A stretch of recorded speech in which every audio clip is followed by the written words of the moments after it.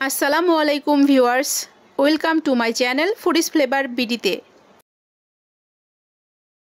আজকে আমি আপনাদেরকে রান্না করে দেখাবো আলু দিয়ে গরুর মাংসের ভুনা রান্নার রেসিপিটি।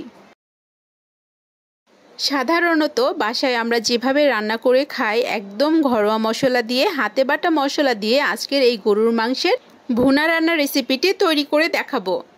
প্রথমে চুলায় একটি কড়াইতে হাফ কাপ প্লাস 2 টেবিল চামচ পরিমাণ তেল দিয়ে দিলাম। 1 কাপ পরিমাণ পেঁয়াজ কুচি তেলে দিয়ে দিলাম। এখন দিয়ে দিলাম গরম মশলা, তেজপাতা, লবঙ্গ, এলাচ, দারচিনি দিয়ে ভালো মতো এখন নেড়ে নিচ্ছি। এখন এখানে প্রায় 2 চামচের মতো লবণ দিয়ে দিলাম। লবণ দিয়ে ভালো মতো নেড়ে নিচ্ছি। এবার দিয়ে দিলাম 1 টেবিল চামচ প্লাস 2 চামচ আদা বাটা দিয়ে দিলাম।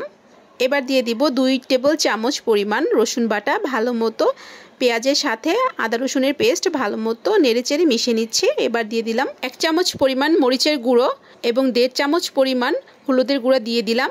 পরে আবার একটুখানি মরিচের গুঁড়াও দিয়ে দিলাম। সব কিছু দিয়ে ভালো মতো নেড়ে নিচ্ছি। একটু সামান্য পানি দিয়ে ভালো মতো সব কিছু নেড়ে নিচ্ছি। তো মশলাটি ভালো মতো কষিয়ে নিতে হবে। একটু একটু পানি দিয়ে মশলাটা ভালো মতো কষিয়ে নিচ্ছি। এ পর্যায়ে আমি দিয়ে দিব 2 টেবিল চামচ পরিমাণ জিরার গুঁড়ো দিয়ে ভালো মতো সব কিছু একসাথে নেড়ে নিচ্ছি। তো এবার আমি দিয়ে দেব 1 চামচ পরিমাণ গোলমরিচের গুঁড়ো দিয়ে সব কিছু ভালো মতো নেড়ে নিচ্ছি। তো মশলাটা ভালো মতো কষিয়ে নিতে হবে।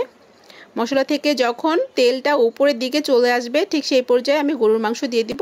আজকে আমি 1.5 কেজির গরুর মাংস রান্না করব। আগে থেকেই ধুয়ে পরিষ্কার করে রেখেছি। এবার আমি মশলার মধ্যে গরুর মাংস দিয়ে দিলাম। এবার আমি খুন্তির সাহায্যে নেড়ে চেড়ে গরুর মাংসের সাথে মশলা ভালো মতো মিশিয়ে নিব। তো কিছুক্ষণ এভাবে নেড়ে চেড়ে গরুর মাংস মশলার সাথে ভালো মতো মিশিয়ে নিতে হবে।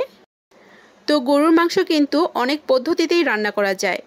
সব ধরনের মশলা গরুর মাংসের সাথে হাতে মেখে নিয়ে চুলায় বসিয়েও রান্না করা যায়, আবার এভাবে মশলা কষিয়ে নিয়েও গরুর মাংস কিন্তু রান্না করা যায়। তবে যে পদ্ধতিতেই রান্না করেন না কেন, গরুর মাংসর টেস্ট কিন্তু অসাধারণ হয়ে থাকে। তো এইভাবে কিন্তু আমি গরুর মাংস কষিয়ে নিচ্ছি। একটু পরপর ঢাকনা খুলে গরুর মাংসটা আমি নেড়ে দিচ্ছি। মশলাটা, গরুর মাংসে যে পানি ছিল সেটা কিন্তু অনেকটা টেনে গিয়েছে এবং গরুর মাংসের মশলার যে তেল ছিল সেটা কিন্তু উপরের দিকে ভেসে উঠেছে। তো ঢাকনা খুলে আবারও নেড়ে দিচ্ছি। এভাবে একটু পরপর নেড়ে দিলে কষানোটা খুব ভালো হয়। এই পর্যায়ে কিন্তু আমি আলু দিয়ে দিলাম। আলু দিয়ে ভালো মতো কষিয়ে নিব। আবারও নেড়ে চেড়ে এভাবে মশলার সাথে আলুটা ভালো মতো মিশিয়ে নিলাম। তো এইভাবে মশলার সাথে সব কিছু ভালো মতো কষিয়ে নিতে হবে। কষানো হয়ে গেলে এখানে আমি 2.5 কাপের মতো পানি দিয়ে দিলাম। এবার এখানে আমি 1 চামচ পরিমাণ লবণ দিয়ে দিলাম। এবার একটু নেড়ে দিলাম। এবার ঢাকনা দিয়ে ঢেকে দিব। এবার ঢাকনা খুলে দিলাম। বলক চলে এসেছে, ভালো মতোই বলক চলে এসেছে।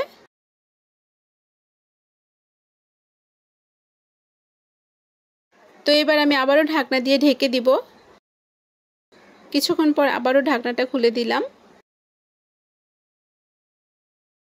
তো এইভাবে একটু পরপর ঢাকনা খুলে নেড়ে দিতে হবে। তো এই পর্যায়ে আমি দিয়ে দিলাম কাঁচা মরিচ। এবার ভালো মতো একটু নেড়ে দিলাম। নেড়ে আবার ঢাকনা দিয়ে ঢেকে দিলাম। এই পর্যায়ে ঝোলটা অনেকটাই টেনে এসেছে, একটু নেড়ে দিলাম। এবার দিয়ে দিব জিরার গুঁড়ো দিয়ে দিব। তো এই তো আলু দিয়ে গরুর মাংসের ভুনা রান্নাটি কিন্তু প্রায় কমপ্লিট হয়ে গিয়েছে। রান্নাটি প্রায় শেষ। এবার আমি সার্ভিংয়ে চলে যাব।